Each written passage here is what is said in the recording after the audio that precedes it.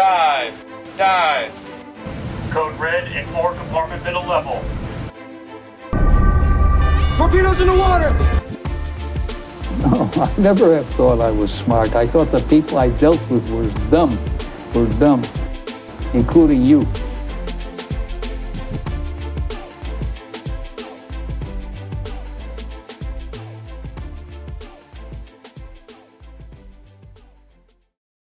Your dog's name is Dookie? His actual name is fucking Alfred, but he has eaten so much of his shit. Okay. I thought you were just like really big Green Day fan or something.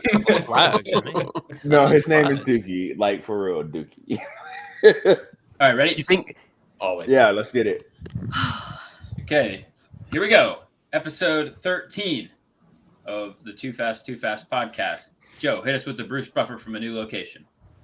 Nope. Come on, no one can hear you screaming there. No, everybody can. I can hear my neighbor talking right now. All right. He was a bit of a threat, Kenny. Fine. Yeah, this Bruce motherfucker was Buffer. up at 6 o'clock to get in an argument with his fucking girlfriend. Is she there, or was he on the phone or something? Like two people yelling? On the phone. Oh, okay. He was on a phone call. Yeah. Because he's like Jimmy and does his phone call on speaker. Oh, I didn't hear her, but I heard him. Perfect. Fine. It's like, I do validate you. I validate you.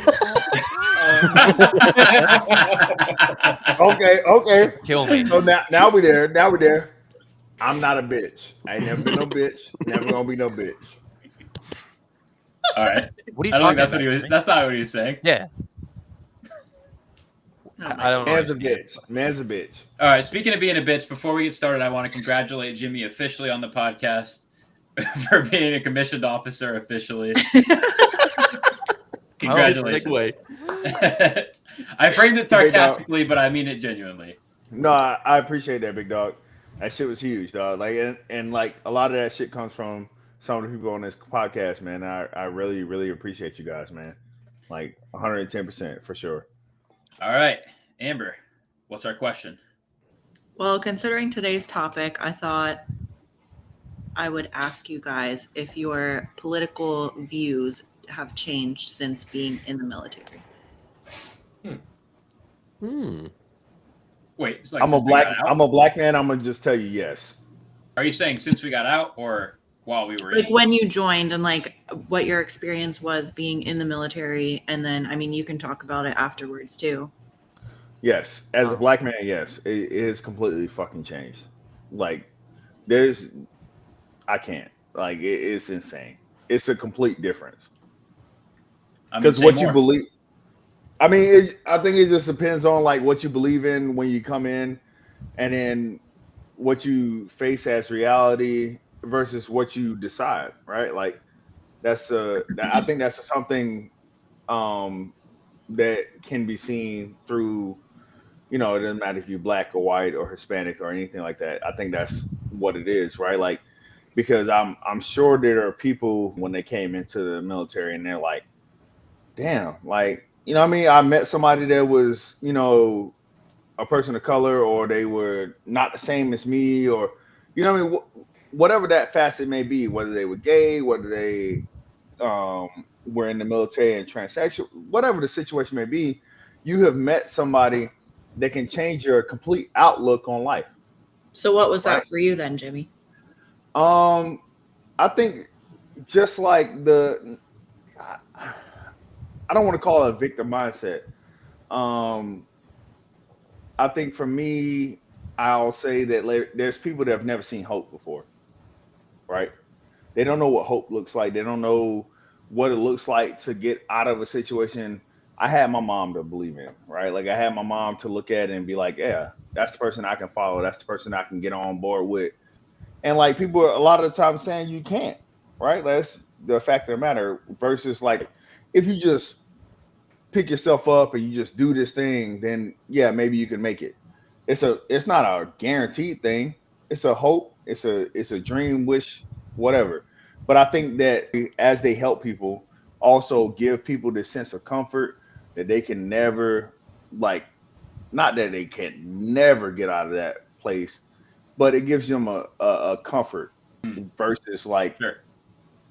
you should be the pot should be hot, dog. Like that's the end of Oh, the you're road saying that you were raised in a situation where the safety net was enough, for a and lot of people. and in the For a military lot you of people, realize like it's either it not. or it shouldn't be.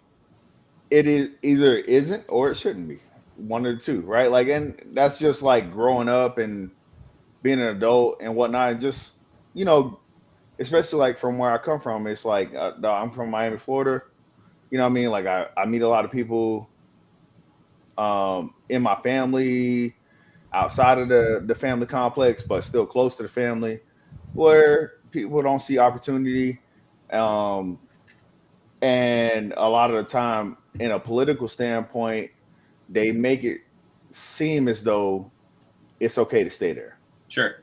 when in reality, it's not, right? Like the reality is that you should be pushing yourself forward. You should push your family forward. Everybody should be progressing as time goes, right? Like I'm second generation graduating from college, right? Like that's the next thing should be me pushing my family to do the same, and we do the same, we do the same, and we just keep building on what we Yeah, got. escape the safety net. Yeah, that's all it's about, man. I think for me, So wait, so if go ahead, if I Joe. can Go ahead, add Joe. real quick, Jimmy, did you, if you don't want to say anything, but did you ever have to rely on a social safety net in some way, shape, or form? No, my Yep. mom, and like I don't mind expressing these things. Like this is me, right? Like this is authentically me. I don't, you guys know me. I'm never ashamed about me and me, right? Like that's it, right? I come from where I'm from. Um, I've taken what I've been given and then I've built on it, right? So I don't care about what anybody has said about me or anything like that. Um, so as far as your question goes, Joey, I honestly don't think that even my like I think I can tell you stories right now from being like 3, 4, 5 years old. I've slept in my mom's car with her. We ate pork and beans out of a fucking can, dog. Like this is not like some like unfound like thing that's imaginary. Like this is something that I experienced.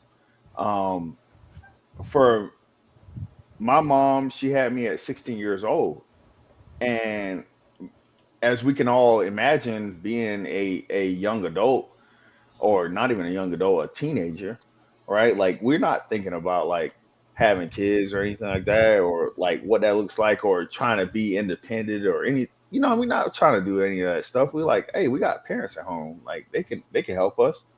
My mom not didn't have that, but it wasn't as supportive as most families would be, right? Like it eventually happened, right? Like that stuff came along, but in the beginning, it was my mom working at the grocery store trying to make money as a cashier, and then having me.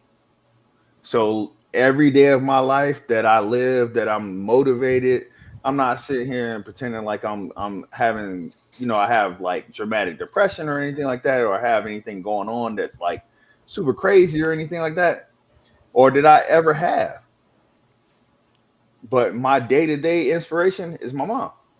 But I don't. like I don't want to go next.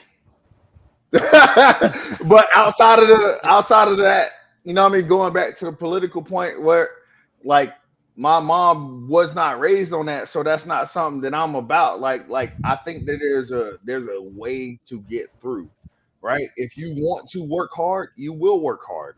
If you want to get through, you will get through, right? I'm not saying you don't need a boost. I'm not saying that these things they're not necessary. I think that they're overused. I think that people take advantage. I know that people take advantage. I know that for a fact, right? Like that's something I cannot deny. I've seen that, right? So people should do better, because ultimately that means that, like, whether you choose to recognize it or not, as a whole, we do better. That is the fact of the matter. If we do better as people, the rest of us do better as people. We have more to trickle down. We have more. This is capitalism. Whether you whether you want to live in it or not, dog. Like capitalism works like that. It trickles down. If the top do good, the bottom do good too, baby. We gonna all work together. We gonna keep on All right, getting take up. it easy. Hey, Yeah. I'm just keeping it a buck. Yeah. Calm down, I Randy. mean, that's just simply All right. not true, but we're not going to get into all that. Yes. I Okay. mean, that's true. It's That not is true. but it's not true. All right. It I'll is go true. next and talk about politics. It's true. It's not true. It's my turn to talk. I Shut was up, Jimmy. strictly talking about politics. I think from my I like experience I like capitalism. with Yeah, I heard that. the experience at lower levels for us, like just being enlisted, I feel like we didn't, at least in my case, I didn't give really any thought about what political side I was leaning because I was too busy working and embracing the suck with all the guys that I served with. So I don't think my service in the military changed how I felt politically about anything. Just the only thing that would have changed in that time is just me getting older and understanding the system a little more and leaning more one way or the other. But I don't think service in general swayed me personally. Interesting. Yeah, I don't think know. Before I joined, I was a politically active like kid, Baby. as much as you can be. Yeah, but also like the side of my family that pushed me into joining the Navy was all very red and Republican, and that kind of formed my stereotype of what being in the military was. I was like, oh, if you're in the military, you're Republican and you're red and you're socially conservative, etc. Which was not how I was as a kid. But then I joined the Navy and went through the nuke pipeline and got to the submarine, and it was not that. And I know that there are factions of that in the military, but like Mike said, no one really has the time to give a shit about politics. Like you can't stay informed. I could have. I didn't vote until I was out of the Navy. Like I didn't have the time to register in my home state, blah, blah, blah, blah, blah. And I didn't care. I was not politically active in the military, and no one around me was either. But there also was not that like Republican, there wasn't even really like hard patriotism in the military. It was all just like, do your job, do it together, talk about fun shit, try to survive. But I think the only real surprising thing was that like very socially diverse, politically diverse, I guess, but we didn't really get into it. And it was never, times may have changed now. I feel like politics in general have like reached its hands into every walk of life. But like when we were on board, it was not a topic of conversation. Well, that's the thing about the military is it specifically wants its members to not be politically biased. Yeah, and it doesn't really matter what you think politically. Like you can vote, but your commander in chief is your commander in chief, and their cabinet is your cabinet, and their orders are your orders. So I remember I think it was the 2020 election. No, couldn't have been 2016 election. Kenny was watching it like late at night, and I was like, can we like stop watching this? Like, I am not political. I don't like it. And Kenny was like, I am about to find out who my new commander is, so I'm going to stay up and watch this. And I was like, oh, yeah. I didn't even think about it like that.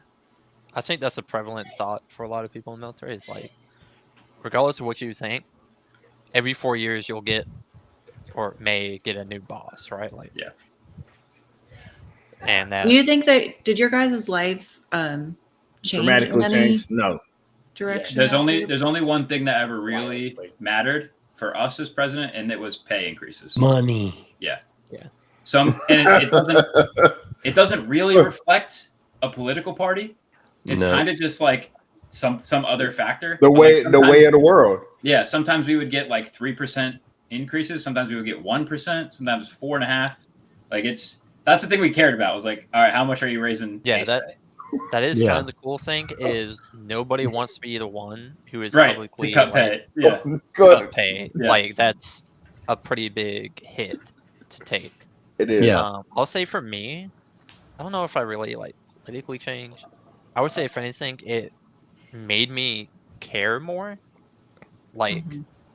I became, or I like to think I became a little bit more empathetic, just because like I was meeting new people, people from different like walks of life, so I got to see different people, right?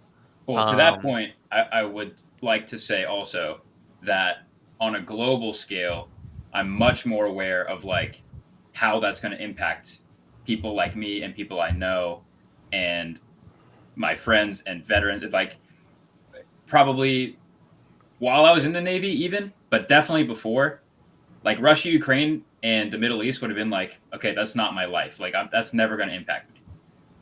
And then when it happens and I have served and I was active duty at the time, I'm like, okay, I need to watch this to see if this is going to be a war. Like, well, how is this going to impact me and my friends and my family and blah, blah, blah. well, but not even like that, but even like domestic policies, right? Yeah, sure. Like it kind of drove me to care. Like, well, okay, like I will soon be leaving active duty. I should probably care more about like VA healthcare and shit like that. Like Right. that will be me eventually, so I should pay more attention to that. I guess for instance, it just gives you motivation or more of a reason to Yeah. at the very least be informed or at least Right. pay attention. You may not like change and you may not learn something, but you'll at least try to pay attention. Yeah, I think it's all Uh, valid, Joey. Michael and Dakota, do you guys want to talk? I'll let Dakota go first. Yeah, I got kind of two things. One, just what Kenny said there at the end, about, I guess, maybe just understanding or being more plugged into foreign policy kind of things. Um, you get more perspective, I think, after serving, to where you are able to understand why sometimes things aren't don't always have such an easy solution as they would appear at first glance. But the other thing, so at first when you asked me to ask the question, Amber, I was about to say no, but I think I'm gonna change my answer to yes, and the reason is because I don't think the military necessarily like pushed me one way or the other, but the military got me talking to people that I had never talked to before. From where I'm from is not very diverse culturally, racially, anything like that. So joining the military for me was great because I could talk to and learn about different people and the way they grew up, the way they thought about things that I would have never had the opportunity to consider. And I think after like coming to realize that there's a lot more out there than I've ever thought about, maybe I should like zoom out a little bit. That's when I started finding out that the same was true for how I was raised politically. I thought I was pretty dead set, like, oh, this is what I believe. Yeah, I'd already figured it out. But then, I was just like, maybe I should see what other people think. People who don't already agree with me. I'm Right. gonna listen to what they say, Yeah. And consider that. too many people in government don't have that or have never Mhm. had that. And there's a term for it, and I can't remember what the hell the term is. Echo chamber. Closed Well, mindedness. no. There's a Partisan specific. shit. It's a specific type of policy where governing individuals are more likely to spend a bunch of money and time solving problems that have affected them directly because they Yeah. understand them and because they haven't ever had the experience of meeting a whole bunch of different people. Or the joke was always like no one supported gay marriage until they had a gay son. Like that's what I mean. Where it's like, yeah, great, you're passing all these policies that you understand and you can empathize with, but what if you broaden that empathy to more people that you have Yeah, not I met? would say I don't know what that's called, but I think you're just describing a lack of empathy. Yeah, Kind of, basically. but there's a name for that type of policy. But That's not what you're intending to say, but yeah, like me, layman's terms, like yeah, it's just lack of empathy. Identity politics is often tied to that idea where your own lived personal identity and experience shapes the policies that you set forth, right? right. Yeah. And then also you tend to sort of try and get voters who are the same as you. True. Yep. Makes sense. But yeah, Makes sense. I don't think that, like, I think what Kenny said is true. Like, you don't really come across a lot of political discussion in the military. If you do, it never, I don't think, gets very far, no further than any other sort of discussion to pass the time kind of thing. Um, so yeah, I think the Navy just kind of like made me zoom out a little bit. And then I think just the other part of that is just growing up, just Yeah. getting older and getting a little bit smarter as It the is years go interesting, on. like when you're in the military. I mean, there was a few exceptions to this that I experienced, but like there's no news. Like you don't get Fox News, you don't get MSNBC, you don't get CNN. You get a blurb in a message with no talking That's head, true. Well, no opinion. on It's the like boat. this on the boat. Yeah, but even at like Yeah. most shore duties don't have like TV all the time. You can get online, I guess, but I think that depends. Like, cause now, granted, obviously, this is anecdotal experience, but at my place, everywhere I went, Fox News was 24/7. Like, every TV had it. everywhere you went, where? At my shore duty. Oh, really? Yeah, That's crazy. like, cause there are giant TVs in the cafeteria, like TVs on the barges. Like, it would But always why have they? Why? Fox News. Like, I guess why are they only? Or no, I'm not saying that you're saying that they're only doing it, but if they are only pushing Fox News, like that's nuts. Did I you don't think find it's that the people atmosphere pushing there? it. It's people conservative policy, right wing policy, tends towards, or sorry, people who follow that policy Mhm. are generally more likely to go into the military. It's not like Yeah. like But did you confirmation find bias that or something. It's just in Did those they forget that environments? you were already there? I don't think it was a recruiting tool. I think it was just entertainment. But yeah, that's Right? what I mean. But That's what I mean. Is like the that's people who and would be entertained by that are Joe, the did you ones find who that like talk it up. the environment in those places was more political, or like the discussions? Definitely in some places, like well, first of all, because we had a lot of downtime, Yeah. people wanted to talk about it a lot. It was a far cry from when I was on the boat. I agree. Right. On the boat, no one gave a shit. We were too fucking busy. But then I got to shore duty in the middle of COVID, right? So everybody had nothing but time on their hands to start I guess that's pay kind of attention true. to, whatever they wanted to pay attention to. So it was a very prevalent topic. But that Yeah. would always bleed into And I mean, other that time things. is really what started the Yeah. politicization of everything. Yeah. Yeah. And that would always you can segue that into anything. Sure. But even if you take that away, it was always there. Like I'm saying, like if you go into the cafeteria, I had to go through the cafeteria to get to my office, no matter what. But like it would be there, so you could see it. Right. You'd be seeing whatever Yeah. the chevron's got going on, right? I Like definitely think that plays a it's part there, it's present. in not very many political conversations happening. Is like, yeah, you're not constantly given a bunch of different sides of the same argument at you all the time. I think one thing that was really interesting on the carrier was the apoliticization of the TV screens on the mess decks. So the most political it got was like reruns of Catfish and Ridiculousness, and like whatever like that. Disney That's movie good. came out MTV. recently. That's good. Yeah, that was it. No, like not all of MTV. Literally just Catfish on one screen, Ridiculousness over here, and then the latest Disney movie, and that was what you got. Oh my So- God. If I can interrupt real quick, were you still on the boat in 2016 by chance? Well, yeah, 2016 by chance. Who? Michael, you. Yeah, I was on watch on that election night. Oh, That's okay. crazy. I went because down on watch, like not knowing what the results were, and they came out while I was standing throttleman. Wow. Okay, because I remember. Did they I like had announce it?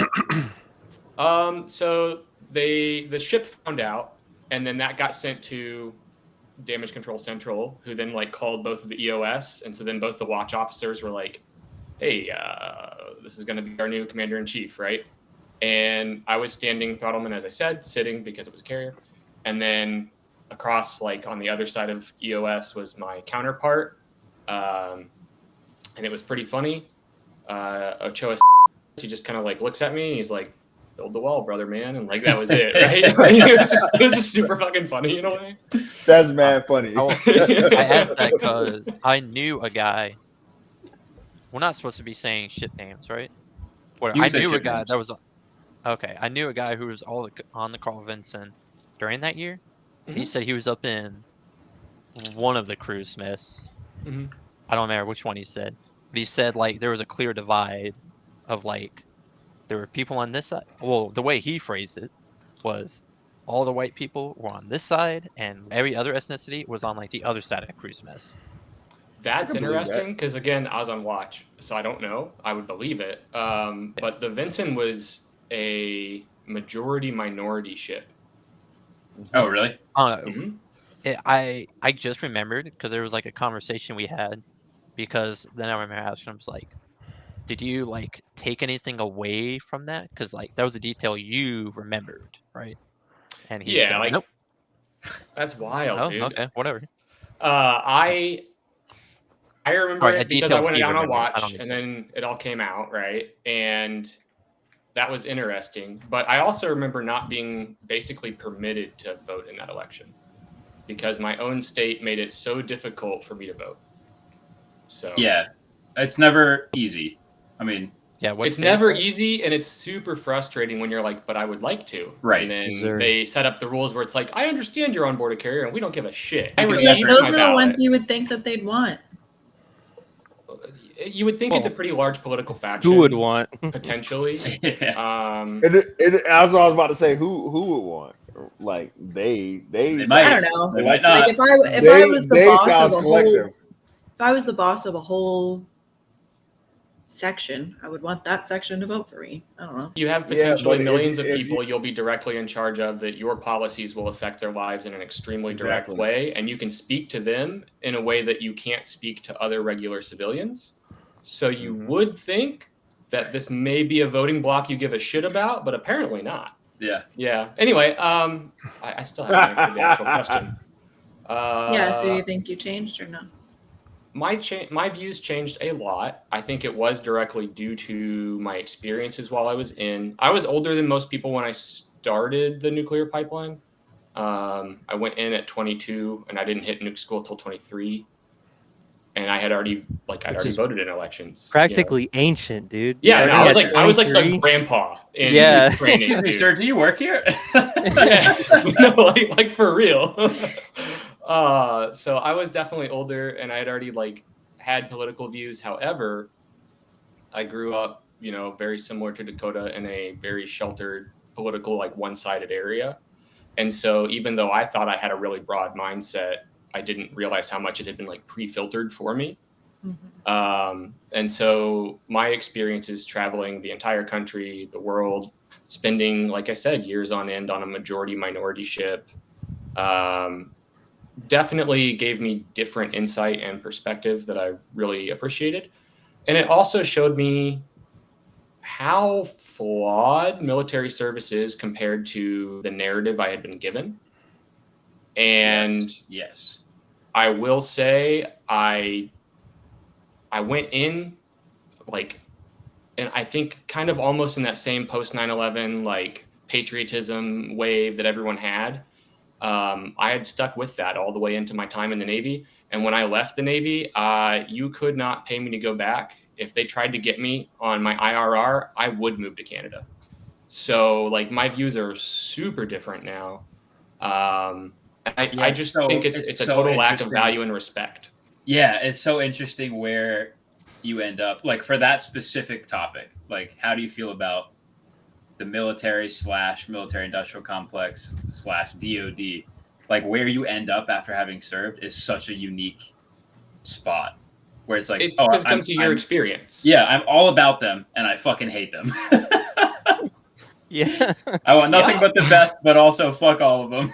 I mean, well, it's interesting because I still hold some of the views, maybe political views that I used to have, right? I still have a very America first mindset. I still deeply believe that people are sleeping on the Cold War with China. I have a lot of these views still because they're just truths in my mind. Right. But there are elements that I'm 180 on. Yeah. I used to think you know what? mandatory military service makes sense. And now I'm like, no. You know, like Just torture them. no. Just torture them all for a while. That would be better. So I don't know. Yeah, mine definitely changed. I became pretty radicalized. I hate all of our political parties. Is what it is. Dakota. Yeah, can I throw something in? Kenny, can you cut this, please? Okay. Um, I'll decide.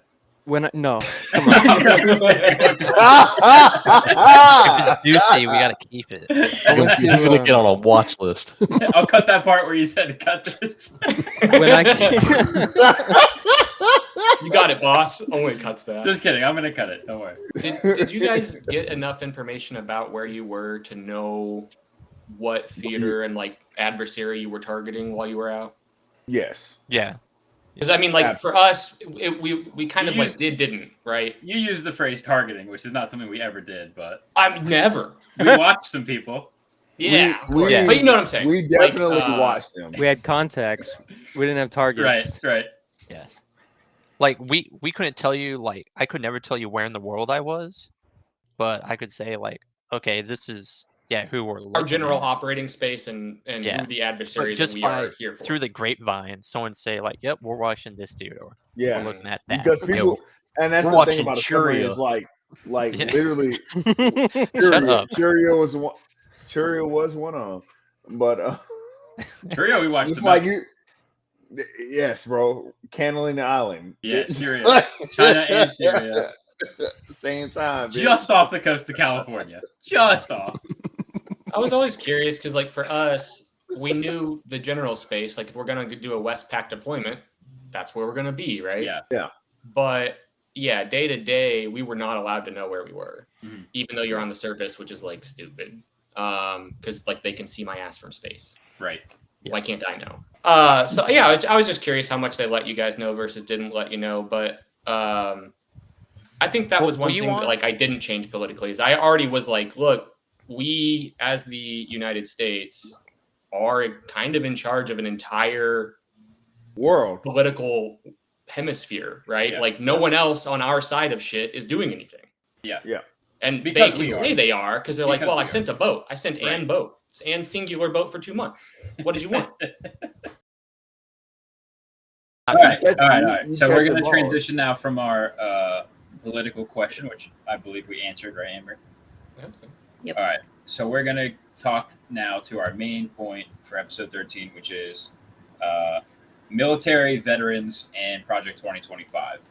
I don't want to provide a whole lot of context, but Project 2025 is essentially a 900-page document that has an associated unpublished playbook, which is supposed to guide the next conservative president through at least the beginning of their term to implement all of the changes and policy recommendations that are laid out herein. But I want to focus specifically on the areas that we have unique expertise / viewpoints on, which is Department of Defense, any Navy stuff specifically, veterans. I think that just about covers it. I did not read the full 900-page document. I don't want that to be misconstrued. I don't think anyone here has.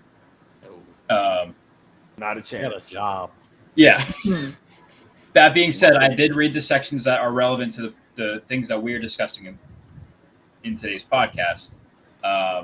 And one thing that I want to talk about, because we're kind of going to jump away from the actual mandate for this discussion, but I did want to point out that inside the mandate, when it comes to DoD policy or whatever that you want to call this, there's a consistent theme of the authors proclaiming that there exists this existential threat within DoD and Navy and intelligence agency leadership, which stems from critical race theory, cultural Marxism, etc. And I just want to say that firsthand, like that doesn't exist. I have never seen any shred of evidence that anyone not only was not affected by it, but no one even gave a shit in positions of leadership. And obviously I'm not I'd talking never about heard. like Yeah, exactly. I'm not talking about like CNO level, Yeah. but like the people that actually make decisions when it comes On the boat. on the boat, on the ground. Like those people don't care about this stuff. Yeah, And I I've think never heard They those want to know. They words. want to know if you're able to fight, and are you willing to do it? exactly. That's I don't think in the 10 years I've been involved in the military, I've heard another military person use the phrase critical race theory or cultural Marxism. Nor have I. No. I agree. It's the most meritocracy, actually, like environment that you can try to build. It's a broken one, as we Yeah. discussed previously, but that is how it functions. Yeah. Okay, that's out of the way. Now, each of these tabs, and it looks like there's about a dozen of them, are pulled from the Heritage Foundation website. The Heritage Foundation is the author or publisher of the Project 2025 mandate. And the reason I was talking about this is because recently on most or all of the military subreddits, there were screenshots from these policies that have essentially gone viral. And I want to provide as much context as we can, at least informed opinions on these things. So let's just go to the very first one. So the very first one, budget function 50, reform military health care. So it says, quote, Congress should reform the Department of Defense's current TRICARE system and introduce a private sector health insurance option for members of military families, which would provide higher quality care and result in $60 billion in savings. I'm not going to talk to economics. Like I don't have the expertise to care or know if what their numbers are saying is accurate or not. The policy section says implementing a private sector health insurance system would dramatically increase access and options for members of military families while also reducing costs. Congress should reform the current TRICARE system and give members of military families the option of private sector health insurance. What do you guys think about that? They're I will already kind say- of doing that where you go to a military health clinic and they're so fucking backed up and they can't see you for so many weeks that they're just allowing you to go out in town and saying, here's an authorization. Normally, for people on TRICARE Prime, you wouldn't have that option. Only if Yes. they were a network and you got a pre-authorization could you do Mhm. it. Otherwise, they may not pay for it. But they're starting to do that now. I went to Correct. get my glasses fucking done, an eye exam, and optometry couldn't see me for, I think, 5 weeks. So they just let me go out in town. I just went to fucking Lens Crafters An or eye whatever the exam is hell. like 15 minutes if they're slow, bro. It's Well, because they had one optometrist in the entire San Diego metro area. Well, there do be like 2 or 3 people there, I guess. Well, so from the different variations of TRICARE that we get, you prime for the service member, and then you have spouses that are eligible for select, which lets you go out to a private facility. My wife had both of our kids at Scripps in San Diego, so military healthcare. It was great. My son was breech. So it was probably one of the only hospitals within 100 miles that would have, with the one doctor that would deliver him that way if that became the case. And then you've got TRICARE Remote for anyone that's not near a large metropolitan area with a base. And Remote's the same thing. It basically gives you an authorization to go out in town. So 2 of the 3 current forms of TRICARE allow service members and or spouses, family members to go to a regular hospital. So that speaks to the higher quality of care Yes. point, right? Okay. Yes. Like TRICARE gives you the option to already seek out or potentially seek out higher quality care. I mean, you got to pay more for Correct. select. Right. Yeah. I will say, like, when I was How many more dollars is it, Mike? Per month. Like, Per month. Like I'll per find month. out. I'll put it in. Per month, it's like $20 or $30 a month. all I right. was gonna say 30. So Yeah. so if you talking $30 a month for your healthcare, your child or your family, that's Yeah. worth that. Yeah. Yeah. It's not So for us. When but I read yeah. this, I read Yeah, this. Kenny and I had differing opinions of how this read. Mm-hmm. So when I read this, I was sitting next to Amber, and the way that I interpreted it on first read was repeal TRICARE and essentially make military members and their families like use the marketplace, for lack of a better term. That's nasty. I don't think that's what they're saying.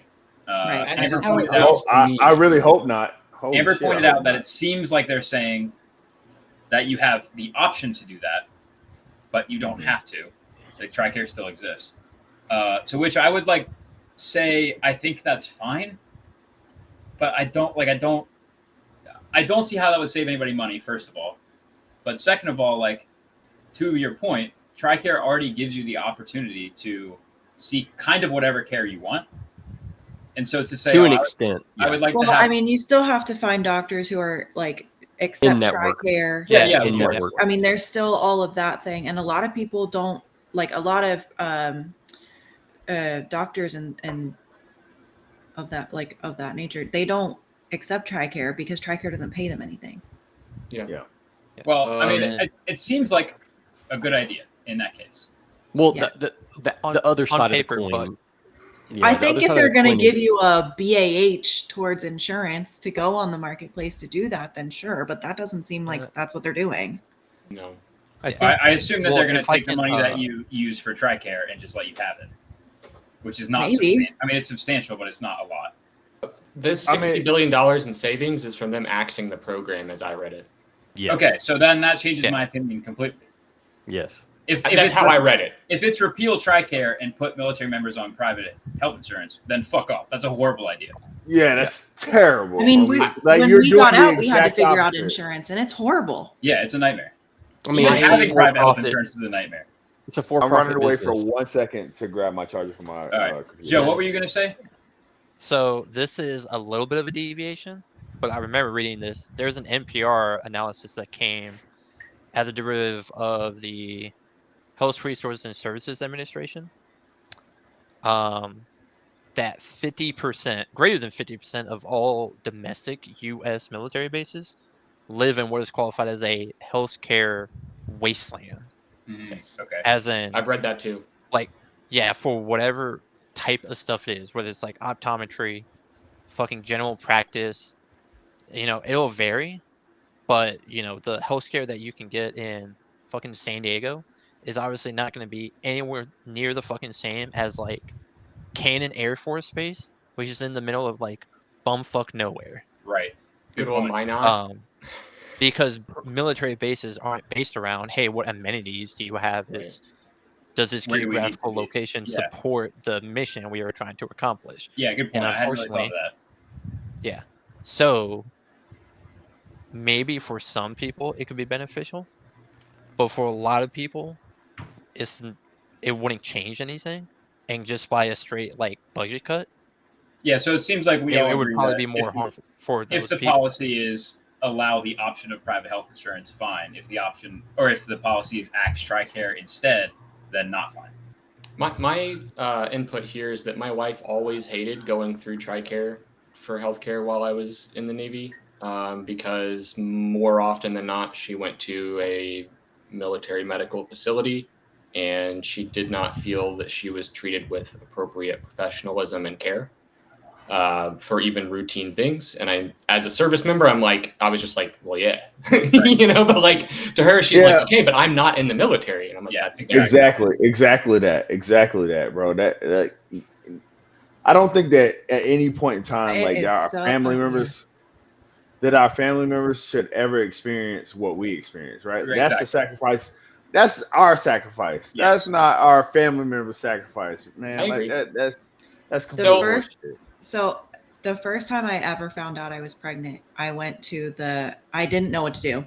I went to the emergency room in San Diego to see a military doctor to figure out like, what do I do next? And she was like, well, is everything okay? Like, did somebody hurt you? Is that why you're pregnant? And I was like, no, this is a good thing. What? Like, no, like, why would you even say that? But apparently like that was like a thing to think. I'm just skeptical because the way that it's phrased in there is that by creating a more efficient system, it would cost less money. I'm skeptical of the fact that it would cost less money. Yeah, just because it's private. There's always another point too. I was about to say there's the underlining. There's always that small writing. All right, we can't spend too long on all these because that's fine. I just have a quick question. If we're saving this money, it's getting pulled out of the budget. So this option for private healthcare, I assume, is coming out of the pocket of the military members. And if you're I mean, it not would an have officer, to be. It would have to be. It would have to. I cannot imagine trying to afford private health insurance. It's one of the only things that's a true benefit. I mean, there's no way that they're saying you can have private health insurance. Yeah, and, I mean, and we're going to pay for it. Like, that's not. And on my food stamp wages for running the reactor, I'm not Right. paying for private healthcare, dude. Exactly. Yeah. No, I agree. All right. Next one. Okay, this one we're probably going to spend a little bit of time on. Reform the basic allowance for military housing. Oh yeah, this is my Congress favorite should one. reform the rules for the basic allowance for housing and restore it to its proper role as an allowance by requiring married military couples to share a single allowance and requiring all service members to document their housing expenditures to receive allowance. Yeah, this is just a pay cut. I've been married meal to meal, and I was told one of the first meal to meal couple situations that was literally disastrous. Hang on. So the policy says service members are not entitled to and should not be able to retain extra compensation for money above what they pay for housing. Congress should reform the rules for basic allowance for housing, restoring it to its proper role as an allowance by having married military couples share a single allowance and having all service members document their housing expenditures to receive the allowance. So just to be clear about what they're saying, if you're in a mill-to-mill marriage and both spouses are in the military, you get one BAH. Furthermore, your BAH is only what you can prove that you are paying for your housing in both circumstances. So that's what the policy is. Go ahead, Jim. So what I'll say is the first mill-to-mill marriage, I'm sure in this podcast for sure, but outside of that, when I came into the Navy, the chief that I met, she was married to another E6 who had basically abandoned them. So abandoned her and everybody else in that situation. So her children, whoever the situation may be. And her paycheck was not enough to cover the housing. Yeah. And what was Are going you saying on. that only the other person was getting He was the only person receiving the BAH, and he was on deployment. Refused to reply, had his own situation going on, was cheating and doing everything else, right? But why was that the case? Like, Because not why was he cheating? Why was that chief not getting BAH? Because there was no dual BAH at that time, right? So there is now. I guess we should say what the current policy is like. The current policy is that there is dual BAH between two mill to mill. The other side about that is like, though that the person that was on deployment did not provide the money back and they created this policy, right? The reason why this policy exists is for very specific situations like this, right? This person's on, let's just say I get out on deployment, my person is not on deployment, right? I start doing my own thing. I forget to send money back home. So now they're supposed to be stranded. They're supposed to not have a place to live or anything like that. That doesn't make any sense. Yeah. And then the other part of the policy that we're talking about is that currently you get a set amount of basic housing allowance depending on where you're stationed. Yeah. And it's single. Yeah, and like that's how much you get. If you live above that, fine. If you live below that, fine. That's how much money you get. Yeah, absolutely. Okay. Anyone else have thoughts specifically on? But so the way I read this, and if you look at the numbers, they do a little bit of double speak here, or maybe not double speak, but it's a little bit misleading because their policy specifically calls out married couples. Married couples aren't getting paid. Yeah, that's what I mean. Is like it's talking about just like, hey, they're gonna take away married couples, like married meal to meal. I feel if you're not reading this hard enough and you're not paying close attention, you wouldn't understand that this is just a pay cut for everybody. Correct. Right. So not just like military couples are gonna lose dual BAH, but if you're just a single. Oh yeah, you're saying they Trojan horse to the part that really impacts everybody. Yes, Correct. that's what Yeah. I'm saying. This is a pay cut for everybody Right. because Yeah. your take-home BAH is the only thing that makes military pay, I wouldn't even say competitive, but just somewhere in the ballpark of getting to competitive. Yeah, it's livable. It makes it Correct. Like livable. if you were only going up, what this does is just only gives you your base pay, right? Correct. After you Yes, pay you don't rent. have to put your base pay into your housing, which is usually your largest expenditure. But like even Yeah. base pay, just like out in San Diego, like you're still gonna be It's the same. The paying base out the pay in San ass, right? Diego is the same as it is everywhere else. That's what, Oh, yeah, you're that's what I'm right. saying. Your You're base right. Yeah. pay in So Charleston, South Carolina, doesn't go nearly as, or sorry, in San Diego, won't go nearly as far as it does in fucking Mississippi. Exactly. Like, Yeah. so you're depending on where you are, you're getting Yep. absolutely devastated Yeah, and vice I your think peers this will on the other lead side of the to country. one of or both these two things. It will be people living. They're going to live exactly at the most expensive place BH will allow them. Absolutely. So why Which wouldn't you? happens. I was gonna ask. If you're allowed Which to happens. spend $2,200 a month, you're going to go find the biggest, nicest place you can for $2,200 a month. Everyone's going to do that. And then the second thing that will lead to is that all the prices of rent in those areas are going to go right to that fucking number. And so Yes. now, What about not only are you roommates? living Are they below gonna your like means, Yeah. document It that? doesn't matter because at the Yeah. end of the day, you're gonna still have to turn over a contract that says this is how much money I pay. right? Or you're gonna have to lie about it. And I don't know too many people want to lie about that kind of situation. Yeah, exactly. But the problem is you're going to have service members who are living below their means for a Yeah. shitload of money that it's costing the government. Yeah. Because all rents are like, hey, we know what your BAH is public. I can Google how much money you're allowed to get for BAH. Guess what your rent Yes. is? Exactly that fucking much. Enjoy your 700 square feet, one bed, one bath. Like, it's a horrible idea. Yes. It is a terrible idea.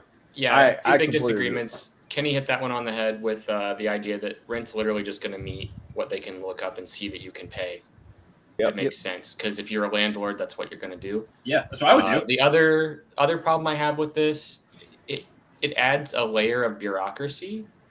You could end up very easily potentially not getting your BAH just because you couldn't file papers before you had to leave, but you still have a housing situation, and that's very common. And I don't see a way around that because I've never seen administrative paperwork go well. Exactly. Ever. Yeah, because like you already have to like give a signed copy of your lease to say like, yes, I do in fact live in town. I'm not trying to scam it, but you don't have to give like monthly statements of what your fucking rent payment is. Yeah. Yeah. Which maybe that's taking it too far. But the like, idea how else of do you like implement this? the idea of being able to take your BAH and live below your means so that you can also pay for like utilities and water and like all the things that you also have to pay with for housing that BAH doesn't really account for. Yes. Like that idea is important to have exist. Like people should be allowed to do that. Or like if you That's have my kids, take on it. like I don't have kids, but that's a decent amount of money that goes into your monthly budget to take care of your fucking family. Yeah, I mean, I assume that the dependent maximum would be higher than the non-dependent maximum, but still, it's the whole system is bad. The whole idea is bad. And that's just assuming that they can judge what the fuck your family does. That's in reality. In the sense of like how many kids you have, right? Because before it used to be a situation of exactly. Yeah, it's just with or without dependents. Doesn't matter. But before it used to be how many dependents you had. Yeah, I mean, look, the current BAH system can be improved, but this is much worse. This is trying to match kind of the overseas BOA style.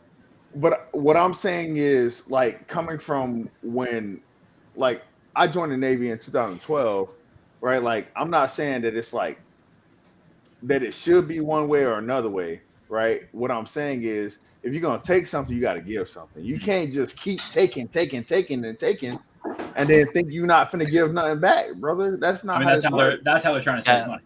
That's how they're trying We've to save got 10 more money. tabs to get through. Yeah, it's all take. Party of fiscal responsibility, and also pro-military. Yeah, I mean, right. That's why we're doing this. That's it, right? Like you Yeah, no, it's All right, it's here's the definitely next one. Combine military exchanges and commissaries and reduce commissary subsidies. Subsidies at military commissaries should be reduced, and commissaries should be combined with exchanges, reducing spending by $2.6 billion during the next 10 years. Policy. All right. The Department of Defense operates two parallel but similar organizations that provide access to goods and services for service members and their families. These should be combined, subsidies should be reduced, and Congress should consider ways to reform these systems. Brother, I agree. I also agree. I motherfucking agree. I want to go to Walmart, bitch. That's I wanna go to- exactly what I That said. is exactly what Amber said. I want to go to Walmart. I don't want to. Fuck. I don't need to go to two different buildings to get lettuce and new shoes. When y'all What is can this all same work building? in the same fucking place. Y'all can all work in the same place. We can go to Walmart. Let's call go it to motherfucking Walmart. Called a super net. Who You know, gives a it's fuck? super Does common. anybody Who gives a have- fuck what we call it? Exactly. Does anybody have a dissenting opinion? I can't imagine. I mean, in 2022, they had already discussed lowering prices even further at commissaries. Just combining the two. No, makes think about this, right? If you could make it more of like a mall, essentially. Let's do it that way. Let's do it. Right. I mean, This- The only- Have, so- have a food court, have we your could next, collapse. We have could your collapse. commissary, all I in will- one. I will So- play devil's advocate for this one. Oh, What it. I imagine happening Ooh. is they say it's not like they're going to build a bunch of new fucking buildings, right? They're going to say, make your commissary fit all the fucking next stuff, all the exchange stuff, and then fire half your workforce. Of Yeah. course. That's how they're going to save I money. view this as a do more with less, but also Mhm. the money that it's talking about. This is purely coming from subsidization of the Right. commissaries. Yeah. They're just saying we're just going to subsidize it less. Well, they want to subsidize Which- one, not both. Yes. And I don't have a. I'm not gonna sit here and pretend like I have a problem with that. I don't know care that about. I don't care about the money thing. All I'm saying is that what I imagine is a not big enough building being a Target and a Vaughn's, a grocery store, smashed together with not enough people to manage it. And who the fuck knows what the hours will be? Because if it runs What? on commissary hours, good luck ever going to the next, dude. Yeah, no. I don't but understand why this the thing Navy. about it is like these things are both not stocked enough overall. Yeah, I mean the one thing that I do like that they're separate is that when I need to go to the exchange, I don't have to wait for the 75,000 80-year-olds that all do their grocery shopping on the same day at the commissary to get through the line. I love the commissary, dude. I like the commissary too, just fine, but well, you may not I don't actually jack understand. up all Like the the Air prices. Force, the Air Force seems to do this already. Like all three Air Force bases I've been to, the exchange and the commissary are already conjoined. Yeah. Yep. Like they're And there's a separated by just like barber, a and small there's hallway. a sub shop. right. Yeah, Joey, Like- you want me to tell you something? sure. The Air What? Force got a lot more motherfucking money to spend than we do. No, bitch. they don't. They actually That's don't. Yes, really they funny you say that, do. Jimmy. Uh-oh. It's really funny you say that, Jimmy, because that's actually a talking Oh point that we Lord, make. All right, that's Kenny, mad start the crazy. duel. It's really fun. I don't It's have later. it. We'll get to it. Nah, dog, this is Yeah, mad I don't know if crazy. we'll get to it, but All right, we There's got I no think fucking overall way. this isn't a bad idea, but in places like San Diego where there are two separate bases and they're like that, the one next is like gorgeous and amazing. I don't Yeah, know if I'd want that to change. yeah. yeah, it would I be feel But in half- places like Groton, like put it as one. They're right beside each other. I mean, yeah, but Yeah. don't mash all the groceries into that tiny fucking store. Like that's what's But gonna like, happen. do you No. need two stores to both sell M&Ms? No, Yeah. nah. You should have to go across the street to go. get By the way, I think this is a M&Ms. fine idea. I was just It's a decent idea. There's some missing That, details. I think that that's need to be hashed. I think that's a solid one. If Like, it's out this of all- or insurance, do this. yeah. yeah, no, All right, sure, here we that's go. solid. Transition the domestic dependent elementary school and secondary schools and allow for school choice for military families. The Pentagon should phase down the domestic dependent elementary and secondary school system, allow military dependents to transfer to local school systems, and provide for education savings accounts to provide choice for military families. Only 4% of military connected children use the current domestic dependent elementary and secondary school system. Therefore, there is no need for the military to operate schools in the United States. The Pentagon should phase down these schools, allow military dependents to transfer to local school systems, and provide for education savings accounts to provide choice for military families. So is this That saying is a basically small like if I marry outside of America and nobody can speak English and my kids are unable to, or they're taught by my wife who's at home and she's unable to, is that saying that I should get rid of basically I should transition my kids into this place where they can't be? So I don't know the answer to your question. The only context that I know for sure for this system, which I've never even looked into, is that if you have elementary or secondary school needs for your children that you can't get out in town, quote unquote, Right. then this system is designed to give you something on base that has those things. I don't know about foreign soil, other languages. If what you just said is the fact of this matter, I agree. And the only reason why, not only reason why I agree, but like the reason why I agree, and one of the many reasons why I will continue to agree, is because I don't believe in putting kids on medicines when they're very young, because you're not allowing that kid to develop, right? Let I him mean, develop. I don't think this has anything to do with that. Yeah, this has nothing to do with that. How? He's just passionate You're talking about something, health, guys. Yeah, you're talking about healthcare, vice education. It's not. It's bro. Healthcare and education is one and the same, bro. I mean, we're talking about I don't think somebody's any of us development. none of us have had kids. Yeah, we're talking about budgetary In this. decisions. All right, I so here we go. If there's a determination made that appropriate educational programs are not available through a local educational agency for dependents of members of the armed forces and dependents of civilian employees of the federal government residing on military installations in the U.S., so in the U.S., the Secretary may enter into arrangements to provide for the elementary or secondary education of the dependents of such members of the armed forces and, to the extent authorized, the dependents of such civilian employees. So it's like if you can't get the educational needs you have in town. Basically, so what I'm getting at is, okay, my child is having trouble like at the 3-year-old level of getting speech, right? Like of like obtaining speech by themselves. I can't teach it to them. I can't get this thing for them, right? They need help. They need somebody to help them through this process of just learning, right? So this system exists to say that, I mean, I don't know about that exact situation, but this system exists to say that if you can't get the help in town, then there is authorization for something to be spun up at your command, at your location for that service. But The intent of this I mean, program, considering there's only 4% used, it seems like nobody even knows that this exists. the intent of this They program is probably don't. But I can tell you right now, I know a kid that went through this type of program that could not speak to me 3 months ago. That most recently, I went into an office and he's in there with a bunch of ensigns, and then he's like, "What's up, Uncle Jimmy? How you doing?" And the whole, you know what I mean, the whole nine. That's inspirational for that kind of program. Am I saying that this program is going to save a bunch of kids or anything like that? I'm saying that this is something that I've seen, right? That's why I'm asking questions in the sense of like, yeah, I mean, it's good to ask questions. I think that if what are we talking about in the sense of a like elementary program? What are we talking about in the sense of like what if people what listening is have teaching? questions like that, I mean, they should do their own reading and make up their own minds. Like, I don't know enough about. Sure they should, but also if we have any ability to teach them that, we should also do that. Yeah. I just don't have. I don't understand. What I don't understand is because if you read this, what it says is 4% of people of the military use this program. Yes. It doesn't talk about how many are one eligible / like, right? I mean, Maybe what 4% are the even only has people who children, need it. it's probably like maybe 60%.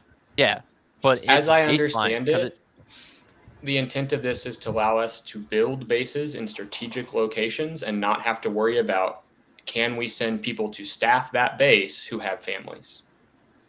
That's a very strategic and Are you saying that's the mission intent of standpoint of this program? that's I not can how- build you a base in the middle of goddamn nowhere and send people with families there and Right, build right, them the right. school they need. And you don't have to worry. That sounds very right. military. But this is Oh, saying okay. you can still do that. Don't worry about educating. This is saying we're just gonna disband this system because only 4% of people need it. Got it. How Yeah. many percent are at bases that But, are so remote they have like, no schools? Right. Because the last sentence of the There's nothing background wrong with literally that. says the current system focuses on a minority to the detriment of the majority of its population, which just sounds How stupid. many Like, people? it's given Yeah. another. I think that's just the This military gives in another general. option. Even black people are not in that standing.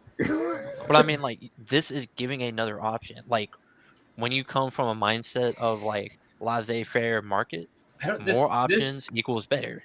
This Like- piece seems to be taking both sides of this argument. Yeah, that's what I'm It saying. is. Yeah, it's Because it says like over a third of service members consider their children's schooling a deciding factor in continuing their military careers. So stop providing additional services. yeah. Correct. Because Like it costs me money. This Yeah. this is saying we will reduce the option you have. Right. Which All right. No, we gotta- it says allow for school choice. Let's keep trucking. Preparing the Navy for great power competition. Ooh, The Navy all needs to about increase that. its Yeah, fleet. this is So I only I'm wanted to about bring that. this one up to harken back to another podcast we did. The Navy needs to increase its fleet and its capabilities to tackle the mission of great power competition and the demands of the future. This recommendation would increase the number of ships produced annually to an average of 27, including unmanned ships in the coming decade, increase the number of sailors in the force, and build and rebuild key shipyard infrastructure. So we've done an entire podcast on shipyards and shipbuilding. The link Yep. will be up here. I'll figure out how to put the link up there. This is impossible and not practical and laughable. And if you want But to we figure out still why, agree. if you want to know why, go watch that episode and you can learn all about why. I think it's a good goal. We I think it's a still good want it. goal. I don't We think still it's want it. achievable. Yeah. But yeah. It's I also do think not. it's important. It's not a new goal like that. correct. A bigger That's- Navy, a 355 ship Navy, is the goal. This That's is all what, it is. Just the a goal. 10-year plan? Is that how that reads? 9 Yeah, year this plan? is a Everything 10-year we've been looking fiscal at, plan. this is all over 10 years. I just want it. Yeah. So I think we were basically in agreement that like this is not a good metric, but it was like a goal to set. Yeah. Right. Sure, if we could Yeah, achieve this it, is- I think the conclusion we reached was if we could achieve it, we'd all be in favor of it. But Yeah, good yeah, fucking totally. luck getting Yeah, there. Yeah. Like, Exactly. Exactly. Go watch the other episode. The key points are you can't build that many ships and you don't have anybody to work on them. So good luck. Hell yeah. All right. End enrollment in VA medical care for veterans in priority groups 7 and 8. The VA should not provide medical benefits to veterans categorized as low priority, groups 7 and 8, which would reduce discretionary budget authority by $69 billion. End VA medical enrollment for veterans in policy groups 7 and 8. A little bit of background on this one so that we know what that means. The Department of the Veterans Affairs should focus on unique needs of military medicine. A 2014 Congressional Research Service study revealed that more than 1 of every 10 VA patients is not a veteran, and the number of non-veterans using VA healthcare services has increased faster in recent years than the number of veteran patients. VA resources should be used solely to provide healthcare to veterans. The VA ranks veterans who seek medical care on a scale of 1 to 8, with the lower numbers being assigned the highest priority. The groups are defined according to such factors as income and disability status. Veterans in groups 7 and 8 do not have compensable service-connected disabilities, and their incomes tend to exceed the VA's national income and geographic income thresholds. Almost 90% of enrollees in group 7 and 8 had other healthcare coverage. The Department of the VA should not be providing benefits for veterans in group 7 and 8. Scarce VA healthcare dollars should be spent first on veterans with most severe disabilities. So I'll open this one up. I just want to point out that the very last sentence there, like scarce VA healthcare dollars should be spent first on veterans with the most severe disabilities. Yeah, they fucking know that. That's why there's priority groups. Yeah. Anyway, thoughts on this Yeah, one? I didn't know that Yeah. non-military members could get VA services. They can I'm pretty take sure it's it. talking about family members. Family members. Yeah. Family members or people that are there are people that are faking this stuff. And or veterans with 0% disability, Ability. but their They will do that. income is below a certain. Well, that's 7 and 8, but it said Yes. at some point that there are patients that are not veterans. Yes. I mean, I I guess I agree with that sentiment. Like, if you're not a veteran, don't go to the VA. No, but you got to think about it. There's people that like I'll put it this way. I have friends, their mom and dad were veterans, and they both lost their mom and their dad, and it's like, who the fuck do I go to other than Uncle Sam? Because Uncle Sam took My parents. my mom and my dad, right? Like They that's also it. so just to clarify, those are different things. Like They are, non-veterans are not automatically group 7 and 8. yeah. The policy recommendation is saying stop providing benefits to group 7 and 8, and also making the point that there are people using the services. There are people that are just not allowed to use this at all. So do you just always qualify? Like, why if 7 and 8 are like can be dropped off? So is people in there group people 7 and who 8 can not qualify? They're essentially not disabled, but they still are allowed to receive benefits from the VA. Yes. Yes. And so for Group 7, it's for veterans whose income and/or net worth is below some bullshit threshold that they set up. And the service member accepts to pay a certain copay. Yeah. So once you get above 7 into 6, you're getting into veterans that have 0% service-connected disability, but they're still receiving some form of VA compensation. Right. 7 and 8 don't receive any VA compensation, Yeah, but they can still use all the facilities. 7 and 8 does just says you have healthcare coverage to go to like to the facility, yeah. But the Like a problem is, so subsidized healthcare. as somebody that goes to the VA to get my antidepressants, getting the appointment to go see my doctor to maintain my prescription is so fucking convoluted. I'm in the upstate of South Carolina. I have to drive to Columbia, South Carolina, at their whim when they decide that I have to go see somebody. Right. So Columbia, South Carolina is the capital of the state. It is also over an hour and a half from me. So just to go sit and say, yeah, I still need it, and they go, cool, we'll give you another refill. I've got to drive the fuck right back. It's insane. Mikey, I want you to know you never have to drive right the fuck back. Because you always got a home in this bitch. He's got babies at home. He has to drive right back. I gotta get back. Hey, I hear you, dog. Mikey. But if you want to, So just Mikey, get I some think crawfish sometime, I man. think that you provide a unique perspective on this one specifically. Like, would this affect you?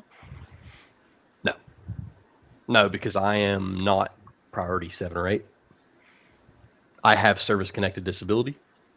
I have hearing aids. I've got antidepressants. We'll get to those also.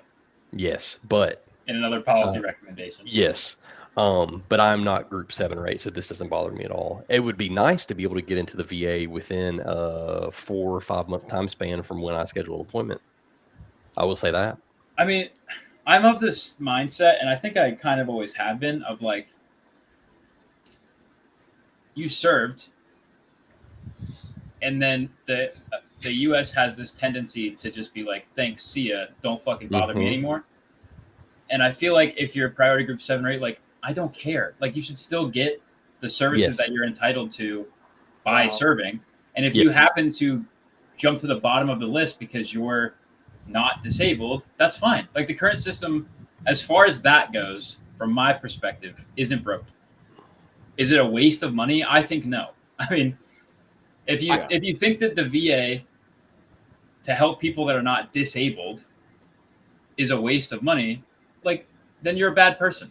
Yeah, but also you got to think the way that they're trying to save money by getting rid of priority group 7 and 8.